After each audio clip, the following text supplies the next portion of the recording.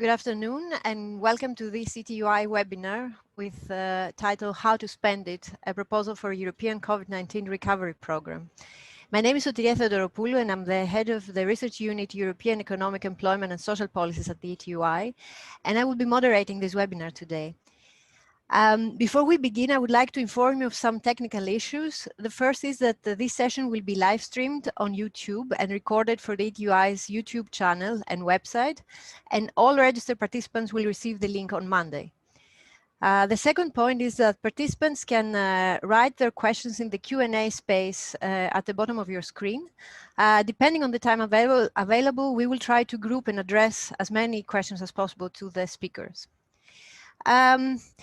It has now been 6 months since the World Health Organization declared the COVID-19 pandemic, and all of the health, economic and social consequences from the virus itself and from the measures to mitigate its spread have been grave and still unfolding. While there is still uncertainty regarding how long it will be before we can get this pandemic under some control, there is a consensus that governments will have to do whatever it takes. That is to spend enormous amounts of money to deal with its consequences. And all that while being at a critical juncture of having to speed up the transition to a more environmentally sustainable and fairer socioeconomic model. These imperatives have been already illustrated in policy developments at the national and the EU level. Most notably, an agreement was reached at the European Council in July on the next multi-annual financial framework for the EU for the next 7 years and the Next Generation EU package, which was proposed by the European Commission in May. And while this agreement did take some decisive steps forward in sharing the burden among member states, there are still doubts on whether the committed funds will be sufficient. And there's also the questions of how to spend that money. So in today's seminar, we will have a presentation of a joint proposal on this question written by researchers at the Macroeconomic Policy Institute, also known as IMK in Düsseldorf, at the Observatoire français des conjonctures économiques, the OFCE in Paris, and the Vienna Institute for International Economic Studies, the wiiw. I have the pleasure to host two of the authors of this proposal, Jérôme Creel, who's Director of Studies at the OFCE, and Andy Watt, who's the Head of Unit on European Economic Policy at the IMK. And we also have two discussants, Marta Pilati, who's a policy analyst in the Europe's Political Economy Program at the European Policy Center here in Brussels. And last but not least, Lina Carr, the Confederal Secretary at the ETUC, who is responsible for, among other things, macroeconomic policies, economic governance, and the European semester. I propose that we have a presentation by the two authors of a total of about 20 minutes, followed by comments by the discussants for 5 to 7 minutes, and then the remaining of time we will look into questions and answers. Please remember to keep your microphones muted. So without further ado, I will pass on the floor to Jérôme Creel. So many thanks, Sotiria. I think you can hear me. I hope it works. So many thanks. And on behalf of Mario Holzner, Francesco Saraceno, Andrew Watt, who will be talking just after me, and Jérôme Widver, I wish to express my gratitude to ETUI for welcoming our work in this webinar and to give a chance to discuss it. So I will be as short as possible, but first give a background of this joint work that we've been doing before the summer, and then present some of the projects. I will not go through that much on the presentation, just to give you a few insights on the work, and then leave the floor to Andy for two other presentations that he will be making on the different projects that we had in mind. I wish to start with saying that first it's a work in progress, and this work in progress has started before the Council agreement in July. But it also started after the European talks were entirely focused on the financial means, the allocation issues, the juste retour logic that was at the core of the allocation of possible funds to recover after the COVID-19 crisis. And at that time, so before the Council, we all, the 5 of us, were believing that how to spend the money that may emerge from the agreement was the most important thing to discuss. So we went back to the initial initiatives of the Commission. There were initiatives by the European Commission in during the last fall, with the Green Deal initiative, the digitalization initiative, the fact that securing European borders was very important to the President of the Commission. And there were also initiatives in last spring after the COVID-19 crisis erupted, and where we've seen the SURE mechanism, some crisis management mechanisms that were put forth. We believe that these 4 initiatives are still very critical, at least in the mid to long run for the Green Deal, and in the short run for all the other 3, because digitalization will be very important to match remote work, for instance. We certainly need to secure our goods and services supply in the future if another pandemic were to start. And we also need instruments to dampen the crisis. That said, the recovery agreement that we've had in July has been an important step. It has been decided to target the needs of the countries, to help cope them with the crisis. It has been involving some transfers. It is dedicated to a long horizons. We're talking about new EU resources. All that is going in the good direction. But we feel that it does not contain some genuine European projects that may show to the European people that Europe does something very concrete for all of them. We also consider that the agreement of past July does not contain genuine European projects that will match some of the objectives of the EU, like cohesion. Cohesion is totally absent from the agreement, although it's a long-term agreement because it is supposed to match on a multi-annual framework. I cannot tell that convergence or cohesion is totally absent from the July agreement, for it is involving some crisis management at the EU level that will help improve convergence towards the situation that the countries were in before the crisis. But yet, this agreement tells nothing on state or regional convergence towards the highest standards in the EU. This is the reason why we propose to go further within a 10-year plan. First, we've decided to endorse the Commission's proposal with a plan of 500 billion euros over 10 years to the countries that would be hit the most by the crisis. We also endorse the Commission's proposal for a project on green hydrogen. Okay? But we think we should be going beyond that. This is the reason why in this project, How to Spend It, we propose to increase intra-European, hence within European borders, mobility. We wish to improve mobility for the people via a proposal on the ultra-rapid train. And we also wish to have more mobility as far as electricity is concerned via the use of smart grids. Andy will talk about these 2 proposals in a minute, but we also propose, and I will deal with that a few minutes more, we also propose to promote a European health agency that has been missing so much during the COVID-19 crisis. So what would that European health agency look like? We believe that it should be given 3 objectives. The first thing we believe in is that before and during a health crisis, Europe needs to secure the supply of medical equipment, the supply of pharmaceuticals, but it also needs to have a coordinated strategy on closing the frontiers, on generalizing the tests and tracing. Well, it should be sharing better the information on the diffusion of an epidemic. There will be 3 advantages, according to us, if ever a coordinated strategy by the EU were performed. First and foremost, if it were implemented at the centralized level of the EU, it would give the entire EU more bargaining power vis-à-vis the industry. Secondly, it would reduce the dependence of the member states on their national industry, which is very strong in some countries like, let's say, France, but also Germany. And it also would help this coordination device reduce and pool risk, for the risk of an epidemic might be wide, diversified, and we need to have some economies of scale as regards the management of such a crisis. Secondly, we think that the COVID-19 crisis has shown that there were some labor supply shortages in hospitals.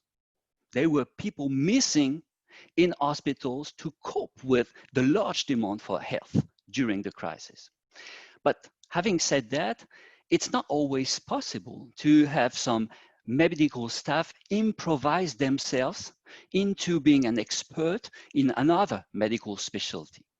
In this regard, intensivist services are very specialized. So that's not easy if you're not an intensivist to go in the intensivist service to help during a pandemic. But what is true of the specialness of intensivists is certainly also true of other medical services. So we believe that before and during a health crisis, Europe needs to increase knowledge diffusion by a centralized human capital policy like on-the-job training. It has been shown by the OECD that there was a lack of on-the-job training within the OECD countries, and it is very strong in the EU as well. We push for that. We think this policy would be targeted and should be targeted towards all the medical staff, care persons, nurses, assistant physicists, and physicists. If it were implemented at the EU level, it would involve some intra-European mobility to also help reduce skills mismatch. So we would see people from one country going into intensivist services in another country, where in this later country, competencies, abilities are maybe better, are maybe stronger. So knowledge diffusions. And also this policy of having intra-mobility of medical staff should also aim at matching better the medical needs when health crises are desynchronized. It happens that a crisis like COVID-19 may start in Italy before it spreads to other countries.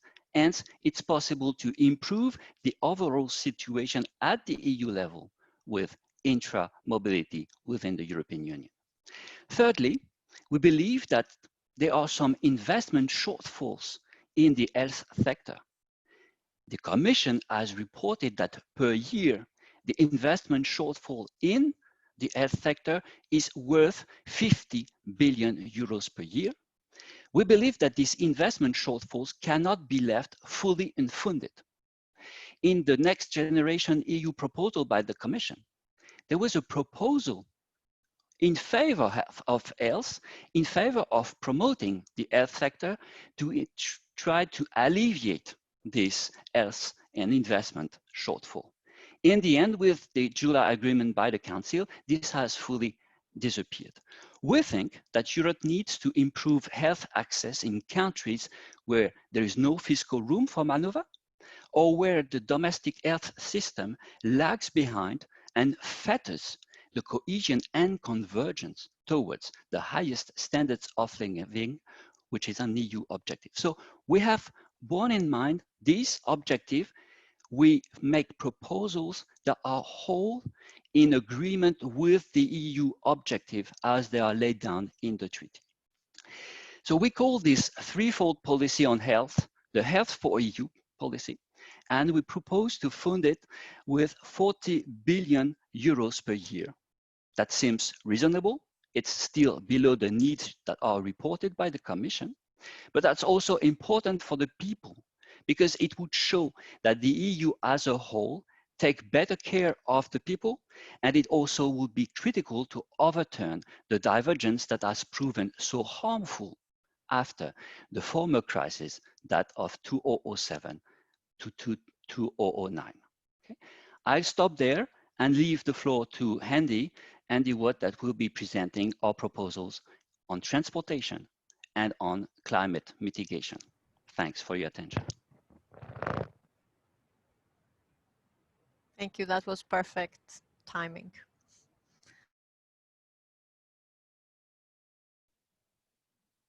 Okay, thank you very much, Jerome. Thanks to the ETUI colleagues for inviting us. I hope you can all hear me.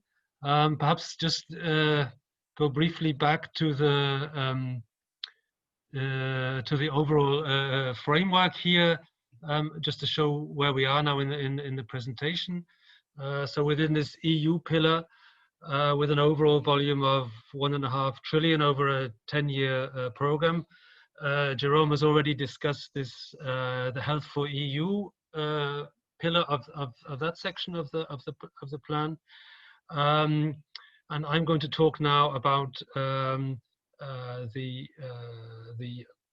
ultra rapid train, so a proposal in the transport sector, and then secondly about our proposals in the area of decarbonization. So to start now with the ultra rapid train. So the idea will be to embark on, over the next 10 years, a high-speed rail network in Europe as one way to achieve goals of increasing cohesion, raising living standards, and decarbonizing our economies. These are our three main goals for all the projects really we propose. And the starting point here is the inadequacy of the current situation in Europe. There are lots of reports on this. Here on the map you see actually quite a decent overall rail network, but only really the purple and maybe the red lines could be considered high-speed trains. All the others are either very traditional trains or electric trains that don't run for various reasons so quickly. We have a situation where there are technical barriers to cross-border train transport in Europe. The gauge barrier is maybe not so severe, as most of Europe actually has this 1435 millimeter gauge. That's not the key issue. More important here is technical differences involving electricity supply. Again, I don't go into details here, but you can see the problems of managing, long distance, high-speed rail in a situation where the technical specifications differ very much between the countries. So what we proposed, and I should say actually this was largely driven by work from the Viennese colleagues on our team. We made if you like, a visionary proposal, which essentially involves linking up all the European member state capitals, and you can do that with essentially 4 high-speed rail links, and not only in doing so do you join up the capitals, which of course at the same time are the main population centers, but you also tie in less developed regions or more peripheral regions, and enable fast contacts, fast communications between them. If you think about Sicily and the Mezzogiorno as an example, into the what you might call the industrial heartlands there of northern Italy, France, Germany, the Netherlands, Belgium, etc. Similar considerations apply then also, for example, in Eastern Europe. Of course, you'll maybe intuitively be a little bit surprised about some of the links which are across the sea to Cyprus. Of course, these are not the links one would probably start with, but these are essentially also ferry-based links. But again, without going into the details, perhaps just to emphasize some of the advantages of this of this scheme. So just to be clear, given the technical differences, the aim it would be to have a dedicated specifically European system running on one set of technical specifications. And the Viennese colleagues have done some costings on this, and you get an overall figure of over a trillion euros. Of course, without going into all the details about planning, this is obviously a very long-term project.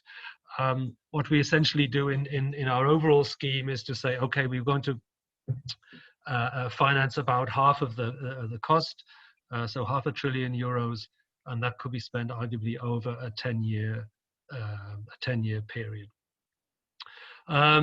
So the aim will be to have the connections between capital cities.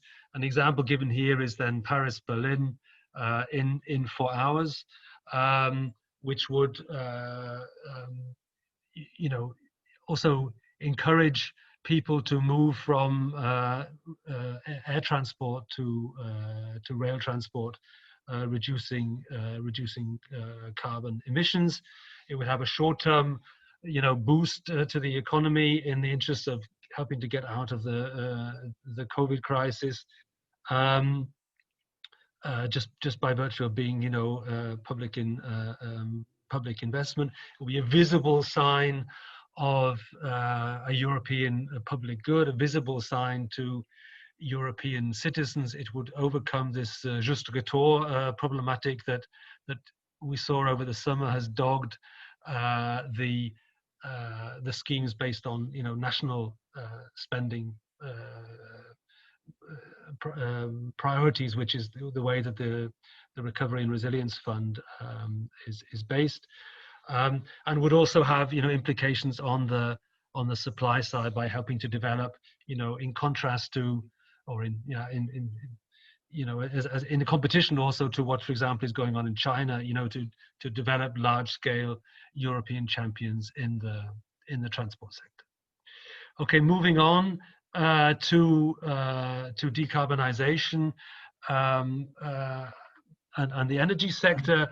Again, we have a series of proposals here. We have a report which I guess will be linked to this webinar, or you can find on the web, where we go into more details. But we have a number of proposals in the area of energy and decarbonization.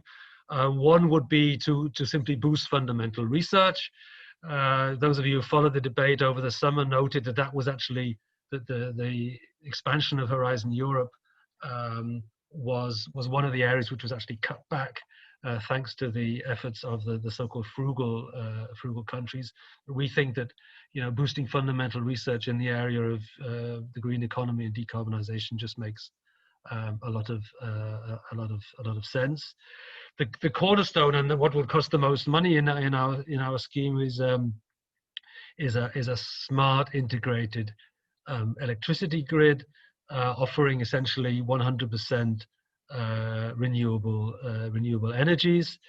I mean, all of the decarbonization schemes that you read in the literature, involve essentially, moving towards electrification, away from direct fossil fuel consumption, and of course then decarbonizing the generation of electricity, and a network, a smart and effective grid is necessary for that. It's a precondition for that. Particularly, what is needed is to link the northern, in broad terms, the Northern Europe, which generates a lot of wind energy, and Southern Europe, which generates or can potentially generate a lot of solar energy, with the industrial and population sectors more in the center of the continent. And we've drawn here on proposals already out there by experts in this field, by this European network of transmission system operators for electricity. And again, we're looking at they have a proposal for a €500 billion investment to 2050 to set up such a grid, and our proposal essentially piggybacks on that and argues for bringing forward expenditure on this grid to try and get a lot of this work done already by 2030. Jerome mentioned already green hydrogen. So one of the problems, of course, the known problems with renewable energy is it's very intermittent. No, there's no energy produced at night by solar sources, and the wind, comes and goes, as we all know. So there's two sort of buttresses to the grid. One is green hydrogen, and the other is battery development. And already the Commission is doing a lot of work, and the member states are doing a lot of work in this area. And our vision, if you like, is to invest additional resources in here. As part of that, there's a need to offset any negative effects of decarbonization strategies in the social sphere. So what we envisage is something a bit like the SURE program, which reimburses nation states who run short-term working schemes. And the idea will be to have a similar program to sort of co-finance national schemes that are basically involved in just transition, which compensate those people negatively affected by decarbonization initiatives. I could maybe close. There's some other, complementary steps that need to be taken. We don't need to go into there on carbon adjustment levies, for example, but maybe I just skip to the last slide and then I'll close. Please do. Sotiria is asking me to close. I'm happy to do that. Just to emphasize, these are ideas we're putting out. We have some parallel proposals for a European Silk Road, which is a little bit similar to the high-speed rail network. There's a number of questions that are raised from a research perspective. We think they don't really relate to the financing issues. We're in an environment of negative real interest rates. We don't actually see problems as economists, as macroeconomists, on the financing side. There's more issues to be resolved, I think, on the spending side, and we'd like to focus on that in ongoing work. And of course, we're very much looking forward to the comments now from the discussants and also your comments from the audience to help us on that research program. Thank you very much. Thank you, Andy and Jerome. I will pass on the floor now to Marta Pilati, our first discussant. Marta. Yes, thank you. Thanks, Andrew and Jerome, for this contribution. I agree. We have talked a lot about the design of the recovery fund, the politics of it, but now it's time indeed that we move towards talking about what actually we do with this money. So I think your contribution is a very welcome addition to the debate on this. I just want to make 3 points. I'll be brief. The first is that I think it was about time that we talk about EU added value. This is something that is really not necessarily included in the discussions on the EU budget, which is more seen as a sort of a zero-sum game, so that if some country gets a few billion more, then it means that another country loses. And this is a very limited way of understanding how the European Union works, and I think it's time indeed that we bring EU added value into here. You mentioned a few ones, of course, cross-border externalities, cross-border networks.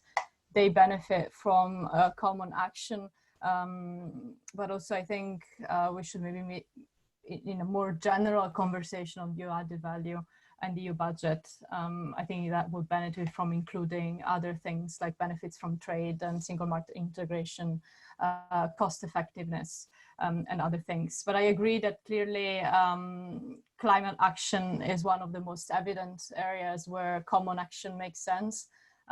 Because as we say, pollution doesn't really stop at borders. So if we have an issue with climate change and pollution and energies of different types, then that's where EU action can make the difference. And I'm happy that your proposal brings this conversation forward in this direction. My second point is a bit more concrete. on what we have at the moment and what is feasible. I know that from a macroeconomic point of view, it doesn't really matter how we finance, for example, the measures you propose. But politically, I would say that that's important, though, because I'm afraid I'm not really optimistic that this kind of package could be approved or even discussed in the foreseeable future. I agree, it's true that Next Generation EU, the recovery package is not as big as it could have been. So I agree with you that the scale and the size of the package should have been larger. But at the same time, I think we should also be somewhat practical in saying to what kind of things EU member states can agree to. And I think that Next Generation EU is already a positive surprise because I think that if we were talking about this just a few months ago, actually this kind of very large issuance of common debt, for example, for cross-border transfers of funding, that was completely not on the table. So I agree that it should have been maybe larger, but we should also focus on what we have now. And unfortunately, in some sense, what we have now is that EU funding goes to national programs.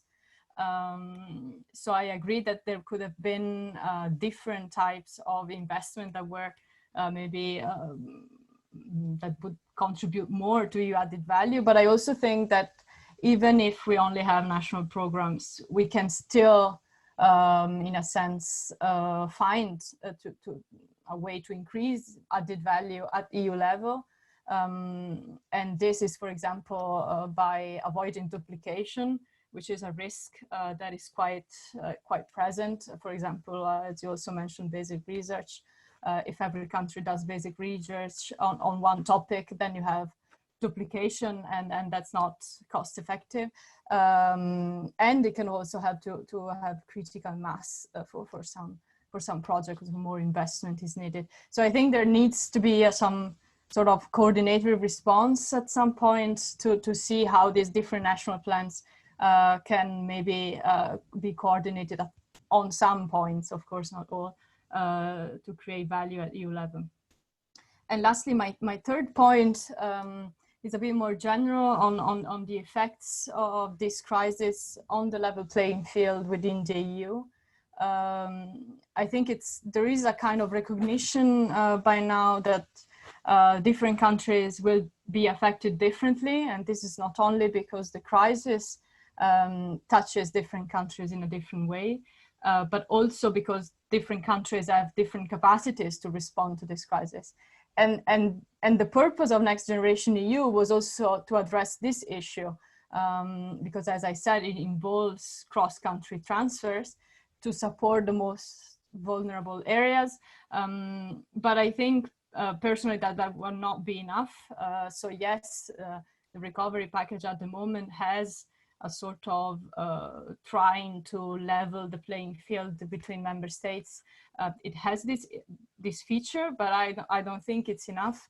And I think we could, there is a risk that in a year or so, we find ourselves in a situation where, for example, identical companies or identical innovations, they go bankrupt in one country, instead they survive in another country, just because countries have different means to support, to invest, and to push for whether it's company survival, let's say, access to credit, but also investment in innovation and deployment. And I think there is a serious risk of distorting the single market due to these dynamics. And I think we are starting to talk about it, but at the same time, it's a bit under the radar and not yet fully addressed by Next Generation EU. Thanks. Thank you very much, Marta, for the good comments and also for sticking to the time. I will now pass on the floor to Lina. Thank you very much, Sotiria. I would like to thank the researchers for the policy brief. Very clearly, you have chosen 3 policy areas that you concentrated on in your paper. I agreed to participate in this seminar before I saw your paper, and after I saw it, I discovered that it would have been more appropriate for my colleague Ludovic actually to comment, because you have two major parts on transport and on energy, and obviously he's responsible for the energy, the Green Deal and everything in the EDUC. But nevertheless, looking at it from an economic point of view, but also from a social point of view, your paper is very interesting as it stands and addressing the ideas that could be put forward at the European level. But when we look at the final deal that was agreed in the Council, each of these areas, the health, rail, transport and decarbonization of energy sector, faces their own unique problems. Health is a member state competence. So for the European Union, it is very difficult to try to too much at the European level. The Commission tries to coordinate, but that's pretty much sort of how far the Commission can go. Indeed, sort of creating an agency, I think there is also a reluctance at the European level when it comes to creating new agencies. I can give you a simple example. When the European Labour Agency was discussed, there was also a parallel discussion of trying to merge or cut other agencies that deal in different ways in social, vocational training questions at European level. Transport, I think, is kind of more European, or more can be done at European level with European proposals. But you list a number of issues when it comes to rail transport that we are facing in Europe. And trying to overcome them is very difficult.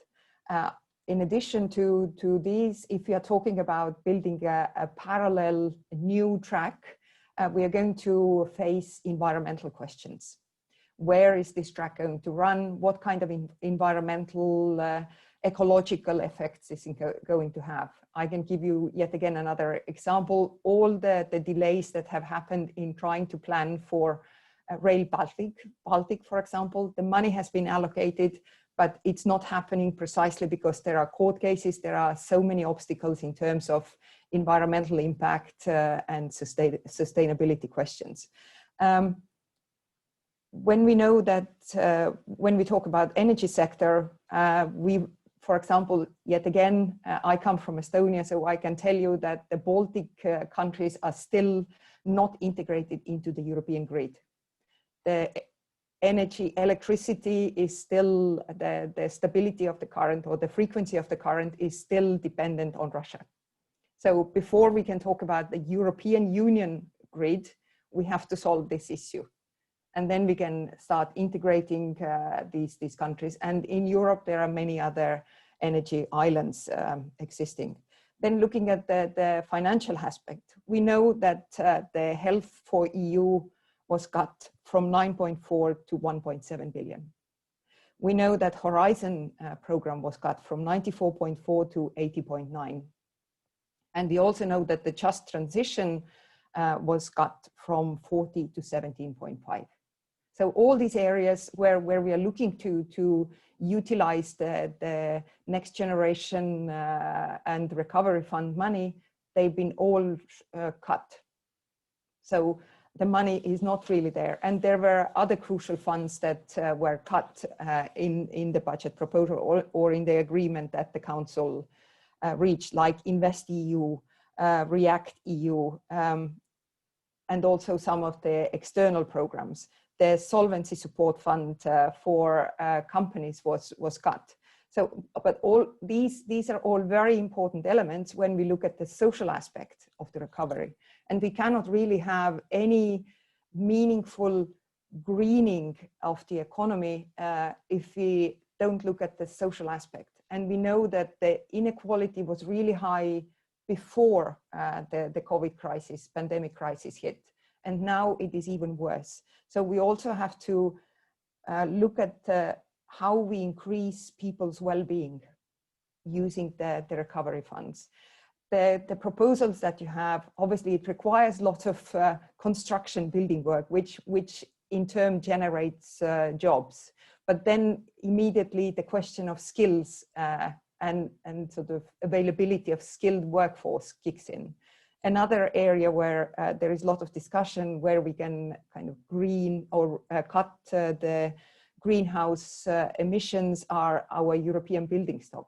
But yet again, for example, the Building and Construction Federation at European level tells us that it is all very well, but there is no sufficient workforce to carry out all the necessary work. If you look at sort of the amount of reconstruction of public buildings or the housing stock in Europe that needs to be done, there is just not enough of skilled workforce. So it's a myriad of different areas that are all interlinked.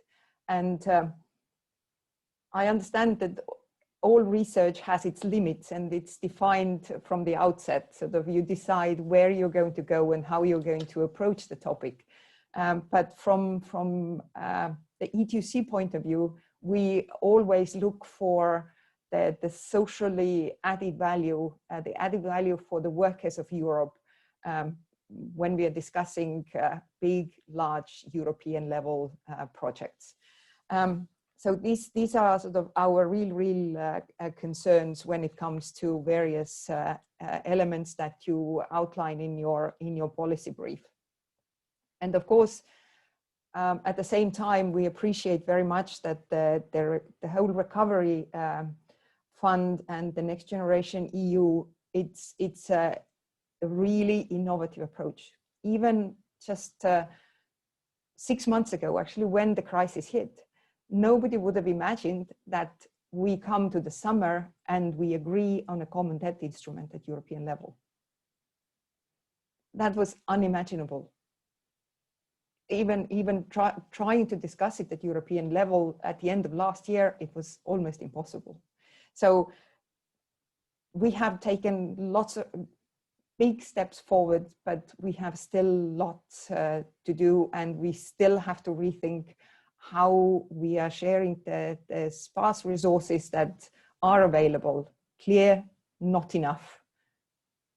Far from being enough to green, to make it sustainable, socially sustainable, and economically viable, the European economy. The money is not enough, but we have to make best of what is available to us. Thank you very much. Thank you very much, Lina. We have collected quite a few questions. I will try as far as possible to group them, but I would propose that I ask you a first round of 2, 3, and then we see how much time we have left to continue asking. So a first question is, how can a strong European responsibility and mandate for health policies be developed, as there are so many different views in the European member states? Has the only part training of the employees is involved here to do with the health for EU? Or would the member states be forced by the Commission to allocate some of the money they will get to that?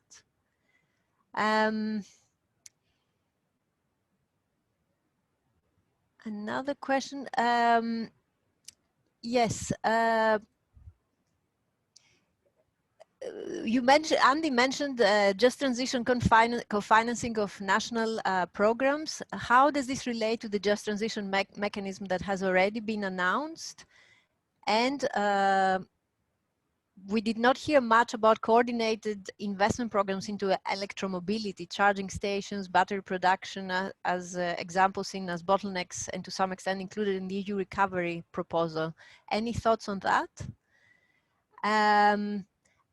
And I'll add one last question to the set that actually relates to one of the points that Marta made. there's a significant threat of a policy investment gap before the new generation EU package is finally agreed, as we're expecting funds to flow at the end of 2021, with potentially serious implications for cohesion and the single market.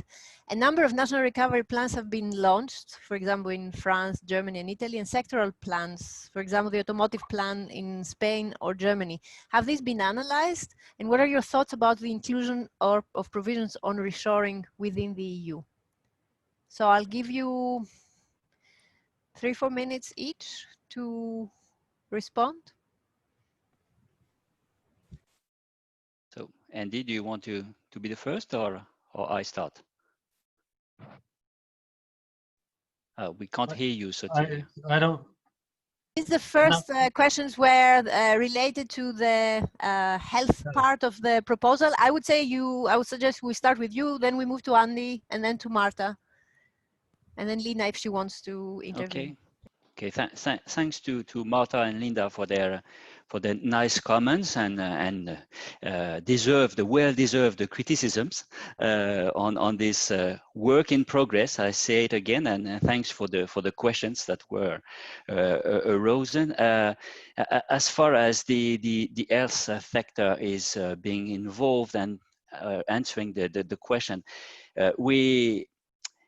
our view on the funding is twofold. We believe that half of the funding related to health for EU should be directly allocated to the countries that are lagging behind in terms of their health systems as regards all the other countries with higher standards of their health system. So half of the funding would go directly to the countries, let's say 20 billion euros per year more within the health for EU.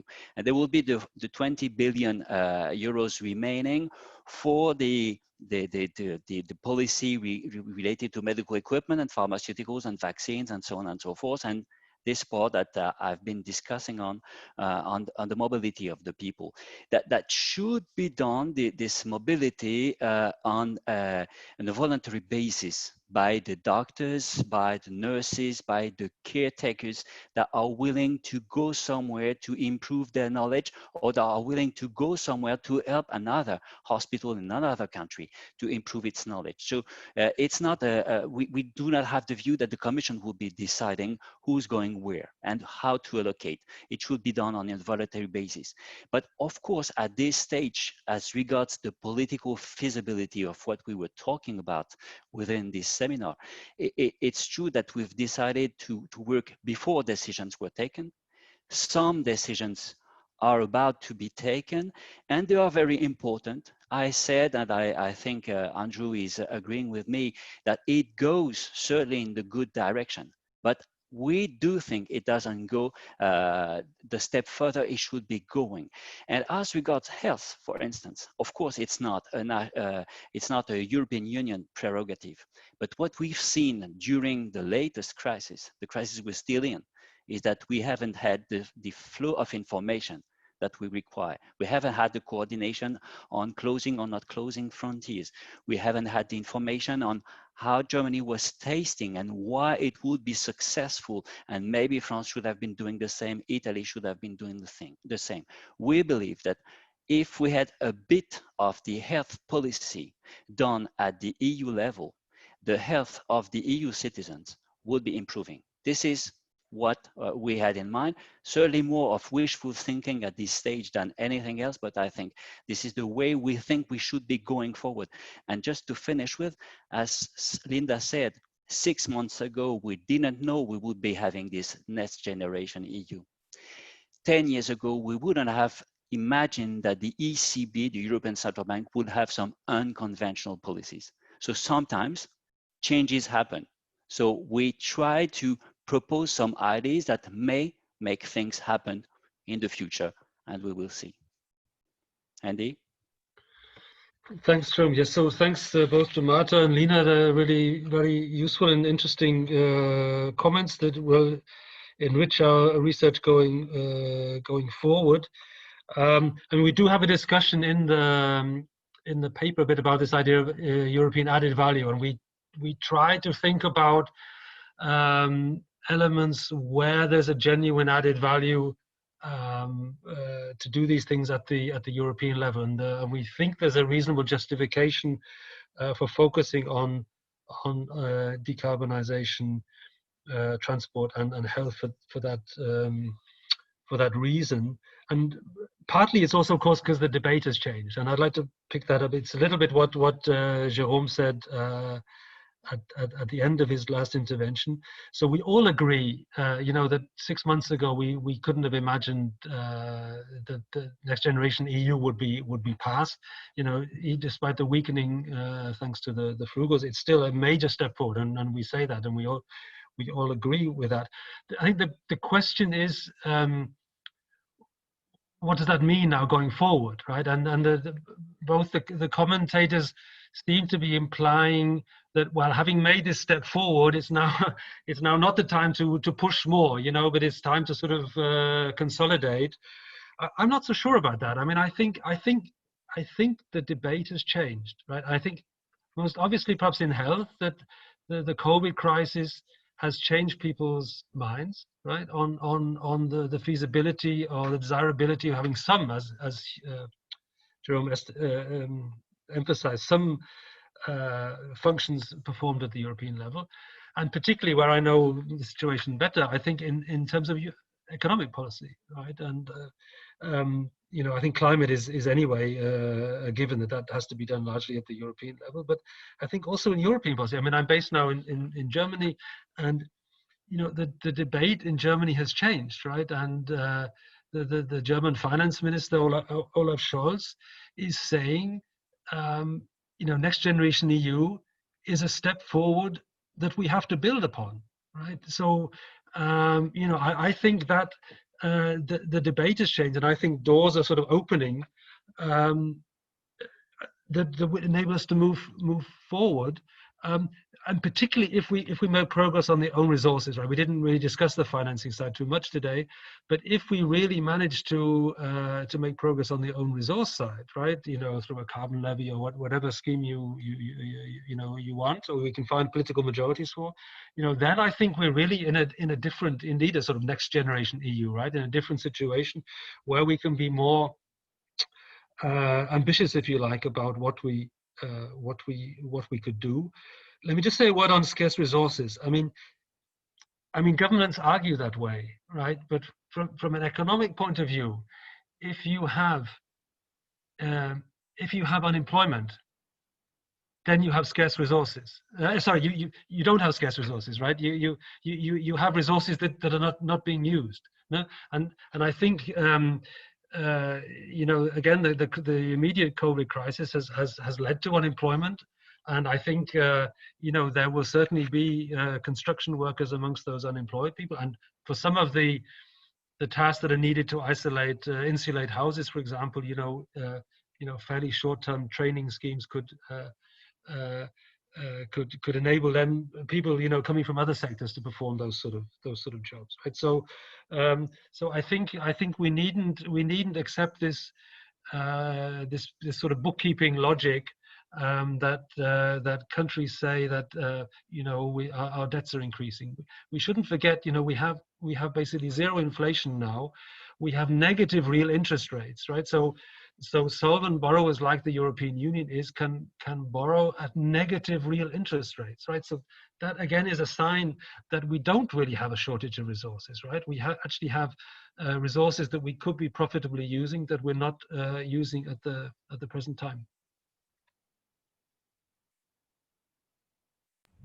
Thank you. Marta? Yes, thanks. Absolutely, just to pick up on what Andrew and Jérôme just said, I agree, absolutely, cultural change is on the way, and I agree that the things we're talking about here were unimaginable, so of course there will be unimaginable things coming forward, but I think my criticism to the political feasibility of this was as a measure that responds right now to COVID or to push for post-COVID recovery, that I think has kind of been put in a box as Next Generation EU.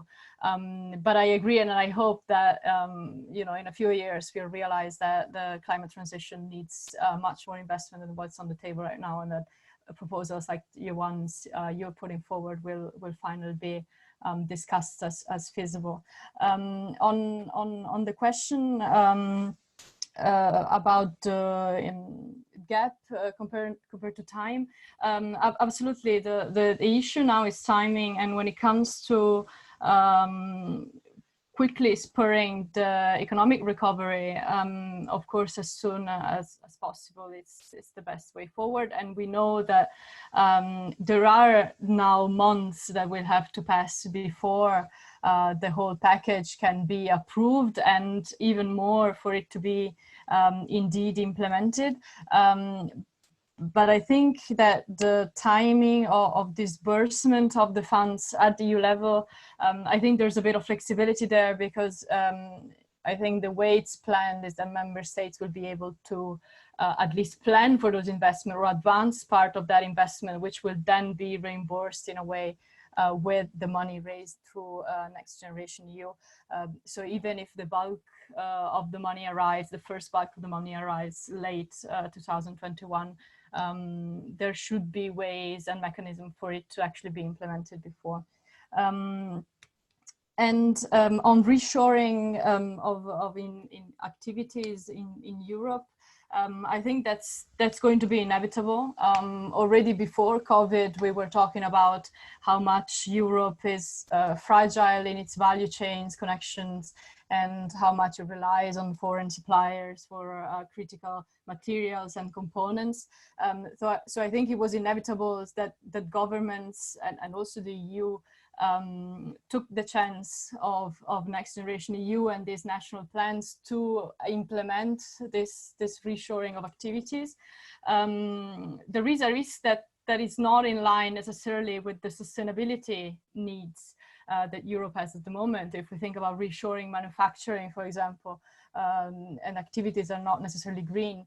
And I think there it will be up to governments and the Commission to ensure that there are some conditions attached, for example, to reshoring of manufacturing when it comes to incentives, in investments in greening measures. So there is a fine balance, I think, to be found there, and we will see in the next few months when the Commission will and the member states will discuss the plans. We will see how much they will stick to those conditions that they have attached to them. Thank you very much. We are now 1 minute before 3. So given that we did have the opportunity to discuss quite a few questions, I would propose that we round up the debate here. I'm pretty sure that this is going to be a subject that there will be further webinars, or even better, if possibly seminars with physical presence at some point in the not so remote future. I would like to thank both Andy Watt and Jérôme Kael for their interesting proposal and for being here with us today to present it. Marta Pilati and Lina Carr, who I think has already left, she has another meeting, for their very interesting comments, and all the attendants for their questions and the comments they put on the chat for everyone to see. Thank you very much, and hope to see you in another ETUI webinar soon. Thank you. Thanks a lot, Sophie. Thank you. Bye-bye. Bye-bye.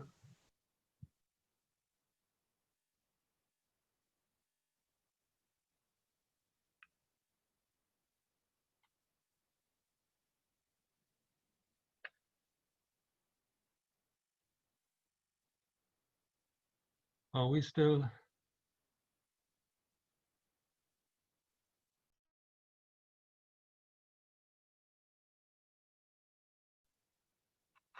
Can we still talk?